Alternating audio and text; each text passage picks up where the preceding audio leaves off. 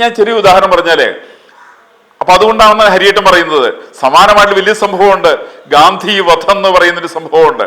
മഹാത്മാഗാന്ധിയെ വധിച്ചത് RSSകാരാണെന്നുള്ള ആരോപണം ഉന്നയിക്കുന്നുണ്ട്. ഈ ആരോപണം ഉന്നയിച്ച ആദ്യത്തെ ആളുടെ പേര് പണ്ഡിറ്റ് ജവഹർലാൽ നെഹ്റു എന്നാണ്. എനിക്ക് തീർത്ത് പറയാൻ സാധിക്കുന്നത് ഈ മഹാത്മാഗാന്ധിയുടെ വധത്തിലുള്ള കോൺഗ്രസിന്റെ ബന്ധമാണ് അന്വേഷിക്കേണ്ടത്. അതിന്റെ ഏറ്റവും വലിയ തെളിവ് പറയുന്നത് നാഥുറാം വിനായക് ഗോഡ്സെ 4 പ്രാവശ്യമാണ് മഹാത്മാഗാന്ധിയെ വധിക്കാൻ ശ്രമം നടത്തുന്നത്. ആദ്യത്തെ ശ്രമം 1934 രണ്ടാമത് 1942 മൂന്നാമത് ശ്രമം 1948 ജനുവരി മാസം 20 ഇതേ ബിർള മന്ദിരത്തിൽ വെച്ചിട്ടാണ്. 1948 ജനുവരി മാസം 30 ബിർള മന്ദിരത്തിൽ വെച്ചിട്ട് മഹാത്മാഗാന്ധി വെടിയേറ്റ് മരിക്കുകയാണ്. ഇത് 4ാമത്തെ അറ്റംപ്റ്റിലാണ്.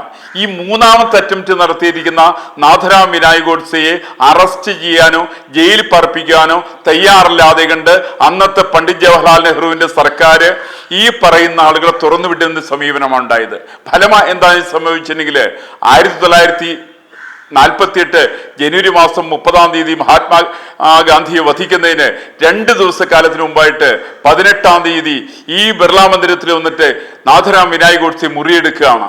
അദ്ദേഹത്തിന്റെ കൂടെയുള്ള ആളുകളോട് വാടകയ്ക്ക് മുറിയെടുത്ത് ഈ പറയുന്ന ബിർള മന്ദിരത്തിൽ താമസിക്കുന്ന സമയത്ത് ഏത് സർക്കാരിന്റെ ഏജൻസിയുടെ സഹായത്താലാണെന്നുള്ളവരും ഇവിടുത്തെ കോൺഗ്രസ്സുകാരും വ്യക്തമാക്കേണ്ടതാണ്.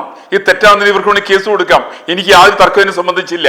അങ്ങനെ 18 വന്ന് 19 താമസിച്ച് 28 വന്ന് 29 30 വൈകുന്നേരം 4 മണിക്കാണ് മഹാത്മാഗാന്ധിയെ കൊലപ്പെടുത്തുന്നത്.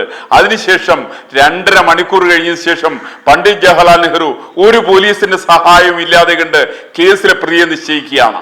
അവിടെയാണ് RSSന്റെ പ്രതിയായിട്ട് തീരുമാനിക്കുന്നു. നാഥുറാം വിനായക് ഗോഡ്സെ ഏതാ പ്രസ്ഥാനം? അത് ഹിന്ദു മഹാസഭയാണ്. ഈ ഹിന്ദു മഹാസഭയെ നിരോധിച്ചില്ല, മറിച്ച് RSSനെ നിരോധിച്ചു. ഇന്ന് മാത്രമല്ല, ഹിന്ദു മഹാസഭയുടെ അന്നത്തെ അധ്യക്ഷന്റെ പേരെന്താ? നിർമ്മൽ ചന്ദ്ര ചാറ്റർജി എന്നാണ്. ഈ നിർമ്മൽ ചന്ദ്ര ചാറ്റർജി പോലീസ് ഒന്ന് ചോദ്യം ചെയ്യാൻ പോലും വിളിച്ചില്ല.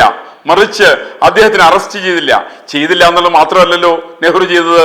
നെഹ്റുവും കോൺഗ്രസ് സർക്കാരും ചെയ്തത് 3 മാസക്കാലം കഴിഞ്ഞ സമയത്ത് 1948 ഏപ്രിൽ മാസത്തില് അദ്ദേഹത്തെ കൽക്കട്ട ഹൈക്കോടതിയിലെ ജഡ്ജിയായിട്ട് നിയമിച്ചതിന് രേഖകളുണ്ടല്ലോ.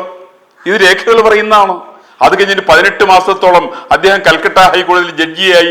അത് കഴിഞ്ഞിട്ട് 1952 ഹുബ്ലി പാർലമെന്റ് നിയോജക മണ്ഡലത്തിൽ നിന്ന് കോൺഗ്രസിന്റെ പിന്തുണയോട് കൂടിക്കൊണ്ട് നിർമ്മൽ ചന്ദ്ര ചാറ്റർജി അവിടെ നിന്ന് കോൺഗ്രസിന്റെ MP ആയിട്ട് തെരഞ്ഞെടുക്കപ്പെടുകയാണ്. 57 തെരഞ്ഞെടുക്കപ്പെട്ടു. 1962 അതേ മണ്ഡലത്തിൽ നിന്ന് തെരഞ്ഞെടുക്കപ്പെട്ടത് ഇദ്ദേഹത്തിന്റെ മകനായിരിക്കുന്ന ഇന്ദ്രജിത് ഗുപ്തയാണ് അവിടെ നിന്ന് തെരഞ്ഞെടുക്കപ്പെടുന്ന ആള്. അദ്ദേഹമാണ് തെരഞ്ഞെടുക്കപ്പെടുന്നത്. ഇതിന്റെ എല്ലാം ഇന്ദ്രജിത് ഗുപ്തയല്ല, സോമനാഥ് ചാറ്റർജിയാണ് 1962 തെരഞ്ഞെടുക്കപ്പെടുന്നത്. ഈ സോമനാഥ് ചാറ്റർജി കമ്മ്യൂണിസ്റ്റ് പാർട്ടിയുടെ പ്രതിനിധിയായിട്ടാണ് 62 തെരഞ്ഞെടുക്കപ്പെട്ടത്. കോൺഗ്രസിന്റെ പിന്തുണയും അദ്ദേഹത്തിന് തന്നെയായിരുന്നു. എന്ന് വെച്ചാൽ മഹാത്മാഗാന്ധിയുടെ വധത്തിന് നേതൃത്വം കൊടുത്ത പ്രസ്ഥാനത്തെ നിരോധിക്കാതെ കണ്ട് അതിനെ തീറ്റിപ്പോറ്റി വളർത്തി വലുതാക്കിയത് കോൺഗ്രസ് ആണ് എന്നുള്ളവരും ചരിത്രം പറയുകയാണ്. അപ്പൊ ഇവിടേക്കാണ് ഈ തരത്തിൽ ആരോപണം RSS ആണ് എന്ന് പറഞ്ഞ് നിരോധിച്ചിട്ട് RSS എന്ന് പറഞ്ഞൊരു അക്ഷരം വേണ്ടിയില്ല. അത് ചരൈവേദി എന്ന് പറഞ്ഞുകൊണ്ട് മുമ്പോട്ടുള്ള അതിന്റെ പ്രയാണം ആരംഭിച്ചു. കാരണം ഈ തരത്തിൽ ചില അപശകുനങ്ങളുടെ ചോദ്യങ്ങൾക്ക് മറുപടി കൊടുക്കുന്നതല്ല സംഘത്തിന്റെ ദൗത്യം, മറിച്ച് സംഘത്തിന്റെ ഏറ്റിരിക്കുന്ന പ്രധാനപ്പെട്ട ദൗത്യം ഇവിടെ ഭൂരിപക്ഷം വരുന്ന ജനവിഭാഗങ്ങള്, കഷ്ടത അനുഭവിക്കുന്നവര്, ഭാരം ചുമക്കുന്നവര്, അധ്വാനിക്കുന്നവരായിരിക്കുന്ന സർവ്വസാധാരണക്കാരായിരിക്കുന്ന ഹിന്ദുക്കള്, അവര് ഭാരതത്തെ സ്നേഹിക്കുന്നവരാണ്, ഈ നാടിനെ സ്നേഹിക്കുന്നവരാണ്. ക്ഷേത്രത്തിൽ പോകുന്നവര് മാത്രമല്ല, ക്ഷേത്ര വിശ്വാസികളല്ലാത്തവര്. അവിടെ രാമായണ മാസക്കാലത്തിന് അതിന് വലിയ പ്രസക്തിയുണ്ട്. കാരണം ശ്രീരാമചന്ദ്രൻ അയോധ്യയിൽ നിന്ന് അവിടെ അയോധ്യയിലേക്ക് മടങ്ങിയെത്തുന്നുണ്ട്. ലങ്കയില് രാവണനെ തോൽപ്പിച്ചതിന് ശേഷം മടങ്ങിയെത്തുന്ന ശ്രീരാമൻ ഭരതനോട് ചോദിക്കുന്നത് ചാർവാകന്മാർക്ക് സുഖമല്ലേ എന്നാണ് ചോദിക്കുന്നത്. എന്ന് വെച്ചാൽ നിരീശ്വരവാദികളായിരിക്കുന്ന ആളുകൾക്ക് പോലും സുഖമല്ലേ എന്ന് ചോദിക്കുന്ന ഒരു രാമന്റെ പാരമ്പര്യമുണ്ടല്ലോ. ആ പാരമ്പര്യത്തിലാണ് രാഷ്ട്രീയ സ്വയം സേവക സംഘം വിശ്വസിക്കുന്നത്. ഈ വിശ്വാസത്തിന്റെ അടിസ്ഥാനത്തിലാണ് RSSന്റെ ശാഖയിൽ ആർക്കും വരാം, ഈശ്വര വിശ്വാസിക്കോ നിരീശ്വരവാദിക്കോ അതിനകത്ത് വരാം. ആകെ ഒരു ഒറ്റ കണ്ടീഷനാണ്, നിങ്ങൾ ഈ ഭാരതത്തെ സ്നേഹിക്കണം, ഈ നാടിനെ സ്നേഹിക്കണം, ഈ നാടാണ് ഏറ്റവും പ്രധാനപ്പെട്ടതെന്നുള്ള സങ്കല്പത്തിന്റെ അടിസ്ഥാനത്തിൽ പ്രവർത്തിക്കുന്ന മുഹമ്മദിനും ജോസഫിനും എല്ലാം RSSന്റെ ശാഖയിൽ വരാം. ഇതാണ് സംഘത്തിന്റെ കാഴ്ചപ്പാട്. ഈ കാഴ്ചപ്പാടിന്റെ അടിസ്ഥാനത്തിലാണ് കഴിഞ്ഞ ഒരു നൂറ്റാണ്ട് കാലമായിട്ട് രാഷ്ട്രീയ സ്വയം സേവക സംഘത്തിന്റെ പ്രവർത്തനം നടത്തിക്കൊണ്ടിരിക്കുന്നത്. അത് ആർക്കും എതിരായിട്ടുള്ള പ്രസ്ഥാനമല്ല, അത് ഒന്നിനു വേണ്ടി മാത്രമുള്ള പ്രസ്ഥാനമാണ്. അത് ഈ രാഷ്ട്രത്തിന്റെ ഉന്നതിക്ക് വേണ്ടിയിട്ടാണ്, ഈ രാഷ്ട്രത്തിൽ ജീവിക്കുന്ന ആളുകളുടെ ഔന്നത്യത്തിന് വേണ്ടിയുള്ള പ്രസ്ഥാനമാണ്. അത്തരം ഒരു പ്രസ്ഥാനത്തിന് കാലാതീതമായിട്ട് മുന്നോട്ട് പോകാൻ സാധിക്കുന്നത് നമ്മളിന്ന് ശ്രദ്ധിക്കുന്നതല്ലാണ്. ഭാരതത്തിൽ പ്രവർത്തിക്കുന്ന എല്ലാ പ്രസ്ഥാനങ്ങളും തുടങ്ങിയിട്ട് ഇസന്റ് വരെയുള്ള അക്ഷരത്തില് പിളരുന്ന സമയത്ത് ഇവിടെ പിളരാതിരിക്കുന്ന ഏക പ്രസ്ഥാനം അത് രാഷ്ട്രീയ സ്വയം സേവക സംഘമാണ്.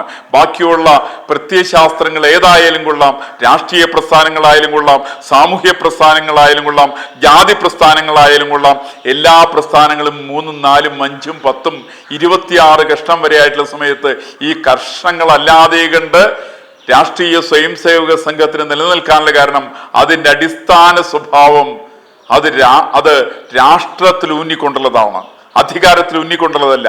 അതാണ് പതുക്ക അന്തിമ ലക്ഷ്യനഹീഹേ സിംഹാസന ജടുത്തേ ജാന എന്ന മുദ്രാവാക്യത്തിനത് സിംഹാസനം പിടിക്കാൻ വേണ്ടിയിട്ടില്ല, മറിച്ച് ഈ രാജ്യത്തിന്റെ ഔന്നത്യമാണ് മുഖ്യ ലക്ഷ്യമെന്ന് ലാക്കാക്കി പ്രവർത്തിക്കുന്ന പ്രസ്ഥാനമാണ് രാഷ്ട്രീയ സ്വയം സേവക സംഘം. അതിൻ്റെ 100ാം വർഷമാണ് നടന്നുകൊണ്ടിരിക്കുന്നത്. അപ്പോൾ കമ്മ്യൂണിസ്റ്റ് പാർട്ടിയുടെയും RSSന്റെയും 100ാം വർഷത്തിന്റെ സവിശേഷത, ഒന്ന് അധികാരാധിഷ്ഠിതമായിരിക്കുന്ന പ്രസ്ഥാനമാണെങ്കിൽ മറ്റത് ജനാധിഷ്ഠിതമായിരിക്കുന്ന പ്രസ്ഥാനമാണ്. ജനാധിഷ്ഠിതമായിരിക്കുന്ന പ്രസ്ഥാനം ജനങ്ങളുടെ കണ്ണുനീരൊപ്പുന്ന പ്രസ്ഥാനമാണ്. ആ കണ്ണുനീരൊപ്പുന്ന പ്രസ്ഥാനം എന്നുള്ള നിലയ്ക്കാണ് ഭാരതത്തിലെ ജനങ്ങൾ രാഷ്ട്രീയ സ്വയം സേവക സംഘത്തെ അതിൻ്റെ നെഞ്ചോട് ചേർത്ത് പിടിക്കാനുള്ള കാരണം അതിൻ്റെ ഈ തരം ഒരു സങ്കല്പത്തിന്റെ അടിസ്ഥാനത്തിലാണ്. നന്ദി, നമസ്കാരം.